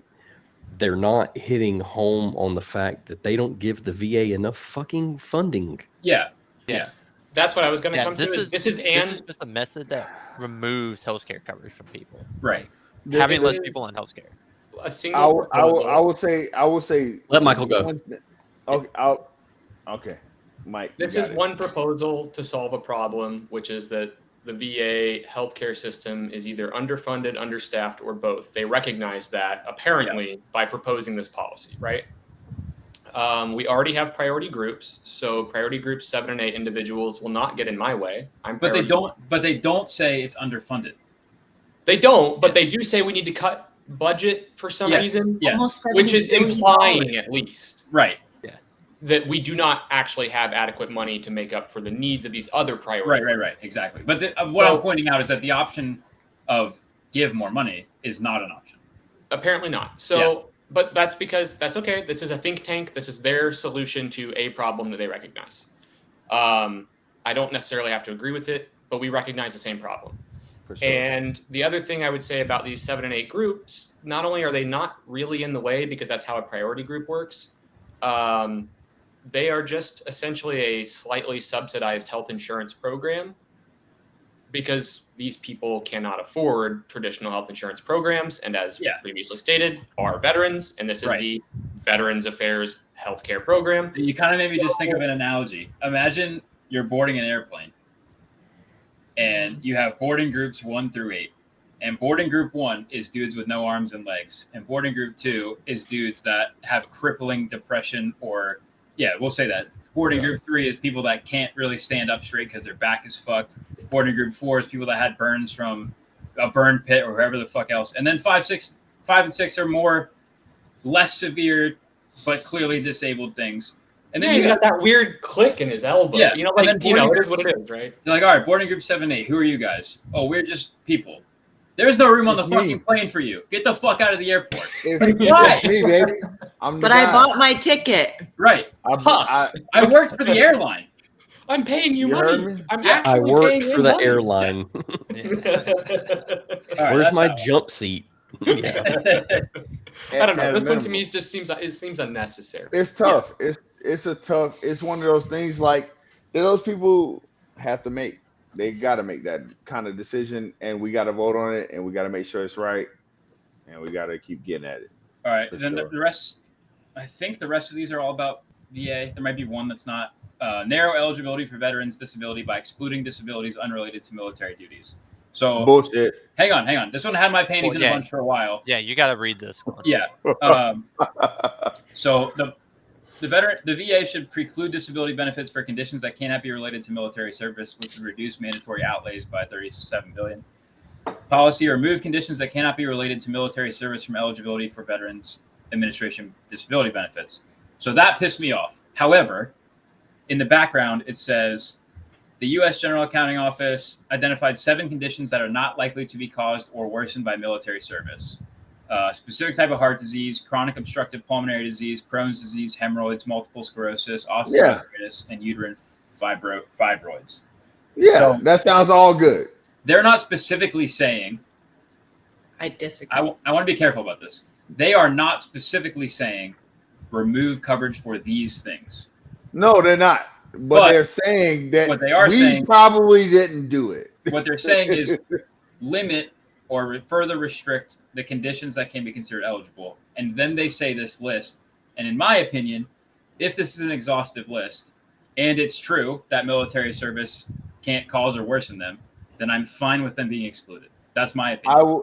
I will say that same thing like you said, where it's basically like, hey, like, did I do this to you? Right. In reality, right? If that didn't really happen to you, and I don't sometimes- know enough to say whether or not I think that that some of these things are information mostly genetic. Sure. But to say that it can't and it can be. worsen, but to say that it cannot worsen by you sitting in the same chair or eating the same shitty food or whatever. Yeah, I'm don't not think taking that's I will put it this way. I knew a man that rode on my submarine that had psoriasis. And he had psoriasis so fucking bad he couldn't stop picking his goddamn skin. Love that man to death. However, that was not something that he joined the Navy and got. Right. They knew that he had that shit going on from the fucking beginning. Yeah. Yeah, So- but that's the whole thing, is that if you come into the military But with if- a medical condition that they are acceptable with, they are also agreeing to cover it after the fact. Yeah, works, they didn't then really works. get down like that. They That's- didn't really get down. I mean, like that's an interesting perspective. They did not get down like that. Like Yeah, I'm just I just keeping want it to a point buck. because I find it hard to believe military service can't. Or sorry, I refuse to believe that military service has no capability of worsening these conditions. Well, look, Like, I just want to I say, like, agree. I'm not taking a medical stance. I'm not saying that statement No. is true or not. What I'm saying is, if the research that cites is correct and that is a fact, I'm fine with them being excluded. Yeah, but I'm no, not sure. saying that that's right or not. No. Take I don't think collegiate- any of us, none of us have the capability to do that, right? Like, Yeah. right. We're not doctors. To take So- the But stupid so fucking it's- college it's- class version, like assume this is Yeah. true, right? But it's to Mike's point. Like, then Mike is you saying know, that. okay. Mike's saying if you enter the military with these conditions or you develop them at some point, well, then the military has agreed that for payment of your services, they are going to cover you. yeah, I just have what the I'm saying. opposite opinion. I'm saying that I'm fine if they say we're not going to. Yeah, but I think this operates I don't under have the a problem with that assumption. either. This operates with the assumption that it is true, that these Yes, it conditions does. It does. are true. And I'm saying Yeah, I roundly absolutely. reject that. Like osteoarthritis. Fuck, I can't speak. You got it out. That's like, yeah, You sound. that's like creaky, like fucked up joints. Like, go talk to a fucking infantryman who used to ruck 90 pounds on his back for miles upon miles. You don't think that had anything to fucking do with it? No, Like, clearly not. You don't think Clearly it not. had anything to do with you working with that? All of my joints are Yeah. just as good as when I joined. that joint I in only- your gut. I I singled think that one that- out. That's one I like recognized. Like, I knew what I don't that know. was. I'm kidding. I've got gravel I in don't both like knees. this. It's awful. I think Hang if we on, made real the quick. assumption, I do also want to say that this policy is not saying only those things. So I want to be careful Right. Mm-hmm. Yeah, it's that just they don't use It's this example to say, see, we can't cause hearing loss. Like I'm saying that it's No, all it based happens. on what they're actually saying here. Well, Yeah. that was the example that I was going to point out is like you guys get hearing tests so often, but you're not being judged based on like how good it was at the beginning. It's how well you did No. the last time. No, Yeah, you are yeah, getting judged absolutely. based You on are. that. Well, Hey, supposed look, to be. hey, I You're supposed to got friends that really have been through that. We So, I know agree. that. They can change your baseline, but that's what it's supposed to be. No, Yeah, but the reality is that it's when you get out. Like they readjusted my baseline 6 years running, and then I was now about to say. refuse I was give about me to hearing say loss. because if you ask me, I think that my hearing in the submarine was top notch. It was fine, Now And when then my when girlfriend's talking to me, I don't hear her ever. basically. I ain't gonna bullshit. All right. Hey, Anyone, same- anything else? To this same topic, shit. I ain't gonna uh, bullshit shit. if we could assume that that was an exhaustive list and that these statements were true, I think that there's an argument to be made. But I think it's really tough to say that based on lived experience, most conditions don't get worse by virtue of the way they treat you in the Of military course, yeah, and even your stress, right? your Yeah. inability to access medical care. So Yeah. I think it's a big stretch, and I'm not really for it. Fair enough. Yeah.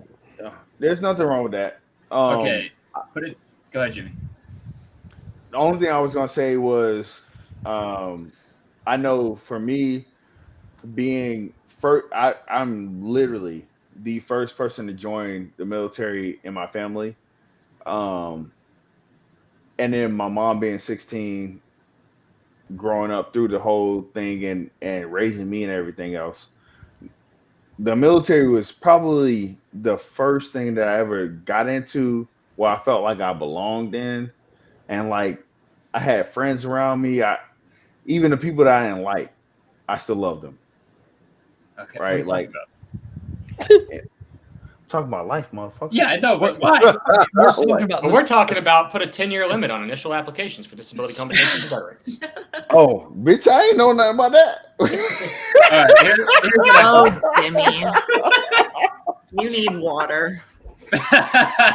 Gonna water and or Gatorade. These are some suggestions. Pedialyte. I got both of them. I got All right, both of them. here's the I next got- one. I got both for them. Put a 10-year time limit on initial applications for disability compensation for veterans. I don't think we need to go too far into this one. Let's read the background part. All right, background. Currently, Quality and military background. veterans may file for service-related disability benefits no matter how long ago their service ended. First-time applicants at or close to retirement age may file for and receive benefits even if they left the military decades ago. Such applicants represent a significant portion of new enrollees. As of 2012, 43% of first-time disability recipients were over the age of 55, despite average tours of duty ending by age 30. Can we pause? What group of would this be if you actually look at the age numbers here? This would be like Iraq veterans. Well, if they're / 55, like First Gulf War veterans. You're looking Well, at it's First saying Gulf over War. the age of 55. 55 Yeah. is the minimum. So, like, it goes on to say first conditions Gulf such as tinnitus and moderate hearing loss are present in many disability applications. It is impossible to distinguish between hearing damage caused by proximity to gunfire and explosions in the military and hearing damage caused by aging, work environment, and post-service leisure activity. Similarly, determining the primary cause of musculoskeletal conditions can be nearly impossible after enough time has passed. Offering veterans a 10-year window to apply for post-service disability compensation would provide sufficient time for long-term effects from service to become apparent while also reducing the potential for dubious claims. I got strong feelings. A big act that just went through The related PACT to Act. things like Agent Orange. PACT Act. Gulf War Pact. syndrome. Yeah, It says so this one's- the is PACT this Act one that proves that this whole specifically calls policy out- can just fuck right off. What do you say, Joe? Is this the one that specifically calls out the like Gulf War syndrome, stuff like that? Yeah. I don't think The in policy here- or the PACT Act? No, this policy right here. It may in the mandate, but not in this. Okay. Yeah, breakdown. because so I have strong feelings about this because obviously it doesn't affect me because I wasn't there in Iraq. But this is the whole argument that came from Gulf War syndrome, where it wasn't an understood mission problem.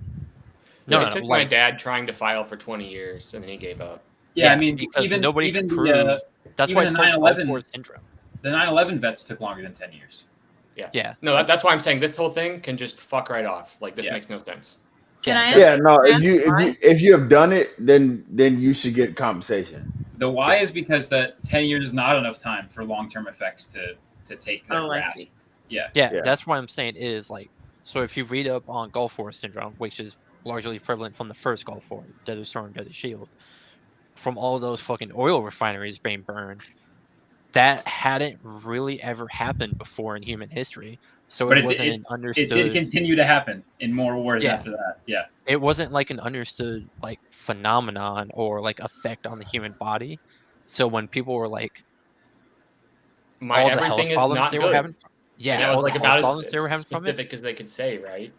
there was no chart they could look at and be like, yes, you have exactly this because we can prove if you inhale burnt unrefined oil mixed It's with some bad in a metal, while.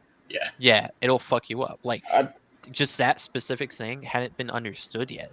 So I do just want to say that I think that saying that people who served in the military 20 years ago are now trying to defraud the government out of healthcare, like, fuck off. I don't think that's happening.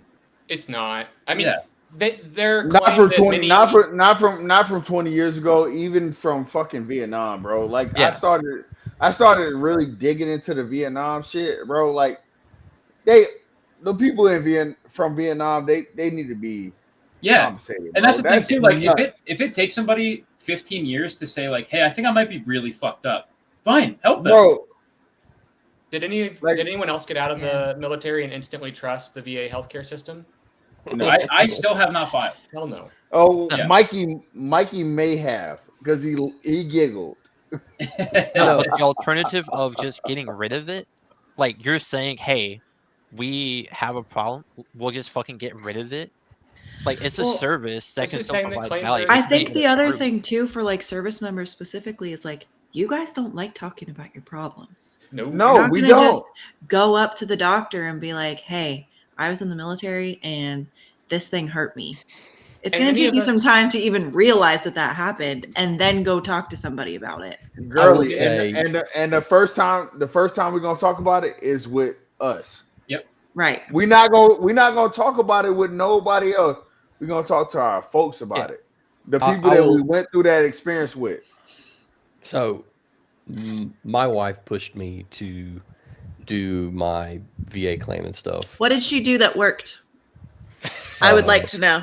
She put a gun to the back of my head. No, Okay. We don't have I any. love it. I love it. I love it. It's We great. sat down and talked about. So before I even got out, I was given dual hearing aids due to tinnitus and hearing loss in my right ear. And she was like, "You really, really, really need to get all this paperwork, and before we get out, you need to make sure this is taken care of because this is going to be extremely expensive if we don't take care of it, and it's going to be really shitty for us if we don't make sure it's taken care of." I'm very glad I got them. I'm very glad that I did all the legwork to get my hearing aids and all the stuff that I needed while I was active. But the funny thing about the VA is I have 0 service connected disability for hearing loss with hearing aids given to me while I was active duty. So Oh my god. Yes, I'm still working on that. But Holy shit. there is so much legwork that you have to do to know what to do. Yeah. Amber offline, when Kenny decides, Kenny, you too, please talk to me because I have notebooks Okay. and all kinds of paperwork about Will what I do. had to do. All right, we are I almost love an hour. I gotta pee. I think we have 2 left. Let's go quick. Hey, look, I told my Cap. lady. What? Pause. All Go. I said was, I told my lady, we got about 2 or 3 more, Hours? and that's all. Yeah, maybe. Shit. All right, cap GI Bill flight training benefits. The tuition subsidy for flight training at public universities should be capped at the same amount as the cap for private universities, which would reduce mandatory outlays by 137 million. Cap flight training subsidies for public universities at the same level as private university cap. I mean, Well, they just fixing these shits up, man. I mean, They I don't just care about fixing this them one. up. I do. The Congressional Budget Office estimates 137 million reduction. So basically, it says in-state public tuition is less than private university cap. However, tuition for programs and flight training at public schools can exceed the private tuition value limit. And then it says like you shouldn't reward someone for wanting to go to flight school more than someone that doesn't. Yeah, Bullshit. except if it costs more because it's like If it it's costs harder more, to do. Like, yeah. This is stupid. You're Mhm. saving on average $10 million a year. Yeah. $13 million a year. That's like 0.002% of the Fair fucking point. defense budget. But if this happened, I would not care. Like it's probably not worth the savings, but like I don't disagree with their point of like you shouldn't get more money if you're going to do something else. I think that's But fine. it's not that your game is saying that the GI Bill will pay out more to the school to train you to be a pilot. Yes. versus standard yes. It's not going undergrad. into your pocket. It's going No, into I get that part. pocket. But you're getting a bigger benefit. Yeah. But I mean, don't if I don't understand that's what the job discrepancy. requirement is, right? The training you have to go through is more stringent, more restrictive. Like, if that's what it takes to be a fucking pilot, that Yeah, I guess is that's what it true, is. too. I guess that's true too. And correct me if I'm wrong, because I don't 100% necessarily understand this. I think what they're saying is, right I now, gotta if you take go to logs. public university, you get full for I was public just university. about to as say written. Kenny's gonna start dancing. Oh, for sure. And then he's like, I'll leave it. So, like right now, if you go to a public school, the way the law is written, it'll pay for 100% of public school. If you go to a private school, there's a cap on how much it pays. No, For undergrad. It's the same for either or, public or private. It's like Not flight. I'm saying like if you go to college. Yeah, I'm saying So, for like, right now- Go to a regular university or like private school. university. Yeah, That's the same your thing. numerical cap. It's like 27,000 or some crap for private or public university. It's the same number. So what is the discrepancy here they're trying to eliminate? It's saying Because that now I don't flight understand the school, loophole. like a specific Let's flight. talk about school or not. specifically flight school. Yeah. Yeah. It's just saying that flight schools are more expensive. We're not going And to it's- pay that The reason additional. flight schools are expensive What? like Right. that is I didn't because they get can price it out to however they want. going so fast. You're not even gonna pick it up? I think I think. This doesn't particularly bother me. I mean, if it's similar to how it works for going to university, I don't really care. I mean, like tuition as a whole has It's just so been- niche that like yeah. I agree. It saves no money.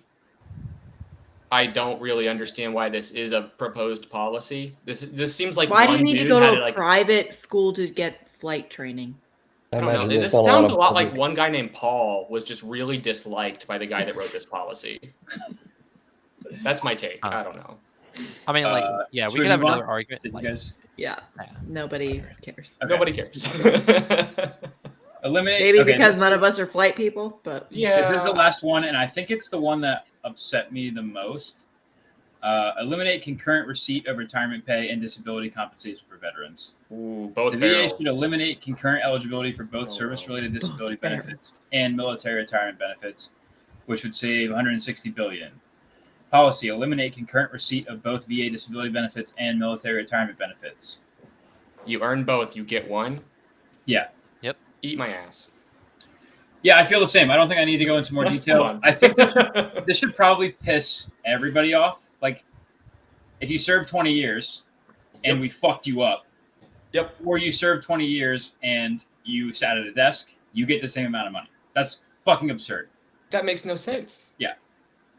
I don't understand how someone could earn through their service both, and then they're just like, yeah, but that's expensive. But even Right. then, because like your retirement is based on what your base pay was, so it's that obviously just calls in more to the like you can have a vastly different career from Yeah. building Yeah. on what you said. Someone who sits behind a desk never fucking saw a burning oil field Right. yeah, and fucking Just made to E9. bring You it can back. retire as an E6, right? Like yeah, and you can staff get sergeant in you the can Marines or get something. retired early. Yeah, let me throw something in. It's you can't just automatically get this. It only you can only get it in certain circumstances, and other circumstances need not apply. I'm retired from the Right. military technically.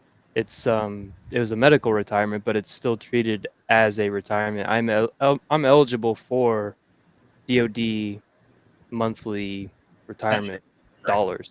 But because I didn't hit 20 years and it's not that kind of retirement, I can only pick one or the other, disability or retirement pay. I can't get both. So there's already like certain wickets that you have to meet. It's not just like everybody and their dog is out there pulling both of these down. But to meet both of these wickets, if you have service-connected disabilities and you served to a point where you can retire on your own volition and you are not being afforded both, is a kick in the dick and balls. Yeah. Yeah. Yeah, Exactly. this whole thing is bullshit. I mean, Shock. I mean that covers it. Okay, Amber, would you like to explain the game before I okay, put it up? so Jimmy specifically requested this game a few Oh weeks ago. Lord. Oh God damn it. So we are going to see if you, as a collective, can guess the celebrity based on their eyes. I love this game. Oh, the one we did. You hate me, and I don't know why. Amber, are these going? That's Yeah. like You that's already know, Mikey. Mike, it does. start with a T. It I know start where with this a is T. going. It Tyra start with a T. So no. It'll be like a group game. Mhm. But it's can you identify the celebrity based on this part of their face? Okay. Mm. That's easy. If they black, I got it every time. Just- No, it's not Tyra Banks, bro. Okay. It's not Tyra Banks, bro. It start with a T, and she's a comedian. Amber, That's- I can't believe that Tiffany this is. Haddish? Yeah, one of that motherfucker there. That motherfucker there, Tiffany Haddish. Absolutely, that's you think her. so? Yeah, absolutely. Could it be Viola Davis? No, No. too late, right? No, that's not too Viola light. Davis. Too light. Yeah. Too light for Viola Davis, dog. I'm She fine with doesn't Tiffany have Haddish. that, like, Wait, is that a blonde? intense- Hang on, is that blonde? It looks like Could that be It looks Nicki like Minaj? bleach. But that could still be Tiffany Haddish. Oh, Can it be Nicki well, if Minaj? it's blonde, would it be like? You're when I all saw it answering as a collective, just so you know. This Yeah. is not against each other. This is a it's got to be collaborative game. Tiffany Haddish. that's, dog. Okay. Like that's a that. woman. You gotta fine with look. that. You gotta look right. So there at the bottom left of the screen, there is a fucking mole. This. The fucked up part about the mole situation is you can get them removed. But you Okay, don't. let's just go with Tiffany Haddish. I'm fine with that. Everybody else I good like with Tiffany You don't Haddish? got Yeah. it. I'm good with that. Yeah, It is You Jimmy's know, I'm Tiffany good with it. Haddish. All right. all right. Yes, I'm the sir. least valuable Jimmy, did player you in this know game. and you just couldn't remember her name, or you were trying to get someone else's? Yeah, I said it started with a T, and then I was I got saying, it. so you were finished it just up trying with to get Tiffany. someone else, see if someone else knew it. No, I said T, and then Is it? You're not answering my question, Jimmy. Just say yes or no. Not a woman. Jesus. Oh, did Jimmy just realize what the game is? it's me versus y'all. No, it's not versus. This is you asked for this. We're Is this collaborating. me versus? think Is that's, this me versus? Jamie Foxx. It looked like Jamie Foxx, dog. Like so. Got the freckles. It's Yeah, Jamie it's- Foxx. It does. It Yeah, the is freckles. Jamie Jamie Foxx. Foxx has dog. freckles. Okay. It's Jamie Foxx, dog. All right, Jamie Foxx. Final answer. That's right. Okay, Jamie too. I'm bad. I would have gone too. Them Me eyeballs. giggling the whole time is gonna fuck me up. All right, send me the next one. How many are there? There's only Oh, 5. Okay. oh shit! This is crazy. I'm gonna try. Oh my god. I can only hope one of them is Eddie Murphy in costume. Honestly, It's like Big Norbert. Mama House, Big Mama House. Big It's Mama. Norbert. Fifth one is What? gonna That's be- Martin Lawrence. It's gonna be Come white on, man. chicks. That's Oh, also fuck. not Eddie Murphy. That's Denzel. That's Denzel That's Washington. Denzel. That's Denzel What Washington. the fuck now? Who the fuck? Hey, All right, can I say something that I might have to cut out? No. yes, When I absolutely. first saw this, I thought that was OJ. Wow. Okay. That's the Manchurian candidate, dude. Come on, man. Honestly, that Kenny, is the I Manchurian think it looks candidate. more like OJ too. Yeah. I don't Like think younger- it looks like younger. Denzel. Hey, Okay. I need y'all to go and I can listen see to that it's that Denzel. fucking. I can see that it's Don't Denzel. gaslight me. When I Listen. first saw it, I thought that was OJ. I- That's why I I reacted need- like I did. I need It's y'all. gotta be OJ. No, I need it's y'all Denzel. to go and listen to that fucking track. When that motherfucker says, "I'm not black, I'm OJ," Yeah. and that motherfucker said, "Okay," like, I mean, that's not Yeah, what What's that the is- answer? What's your that guys' is- answer? Denzel. It's Denzel. Denzel. that's Denzel. Come on, man. That's Denzel and every Look at that- goddamn. Look at that gleam in his What's that? eye. You can tell The that's Denzel. Yeah, he's smiling. He's smiling. You can see it under. Yeah, Mhm. Denzel. ha ha, my It is man, Denzel. my man. He gonna hit you with the my man. Okay. I'm glad I was able to get one, and I got that one pretty quick because I wouldn't have gotten the last two. All right, hang on. Hold on, everybody know what the fuck going on except me? No. Okay. That's fine. right. It's We're some just bullshit. guessing It's 5 some- people. That's not it's some that bullshit. different. It's not that different. All right. No, but he doesn't have that like gleam in Wait. his eye, dude. Mm. You can tell just the way he like looks at people. You can tell. Okay, number 4. I'm not black. I'm OJ. That's some model, obviously. She's got a ton of makeup on. That's a Zendaya. woman. Zendaya. Yeah, that's what I was thinking too. Zendaya. It's got to be Zendaya. I Yeah. can see it. Those eyeballs are way close together. That Okay, shit's final answer. crazy. If it's Zendaya, That's right. it's All gotta Yeah, right. they're 4 for 4. Jimmy knew. He said he was going to get them all. Last one. Oh Lord, it's crazy. Is it Mike Tyson?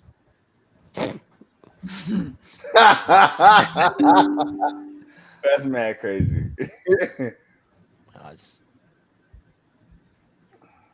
That's 50 Cent. yeah. Uh, Yeah, Curtis that's beyond Jackson? 50. You want to hear who I thought it was at first? Who did you? 50 Who did you Tyson? Yo, think it was? I'm crying over here. These motherfuckers put 50 Cent on the board. Are you kidding me? Kenny, who'd you think it was? I thought it was George Foreman. What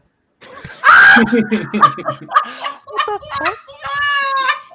I'm pretty sure. Kenny, George I thought you were Foreman's gonna been say I'm bald. sorry. I thought it was Gary Coleman. Not sure. I thought it was Gary Coleman. Gary Coleman. Oh.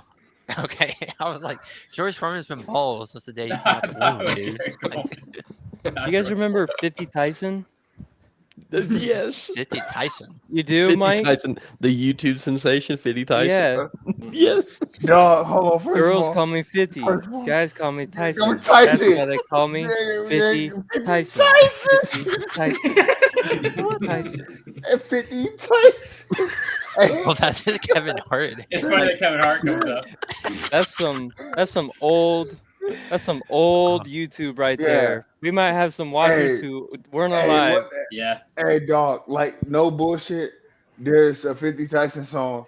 That motherfucker says, I ain't gotta lie, bitch. I ain't 50 Tyson. Pretty good. All right. Well, Did we do that's it? an Bro, episode. We did crushed it. that Yeah, game. 5 for 5. 5 for 5. Great job. Bro. Jimmy answered the call. So Bro, I'm not gonna bullshit you. The woman came in here. She's talking about, what the fuck are you laughing so for? No, that shit had me crushed. That shit was crazy. Oh my We'll call gosh, that- you were we'll call that cackling and I episode. could not stop laughing. episode 13 in the books. See you guys next week. Like and subscribe.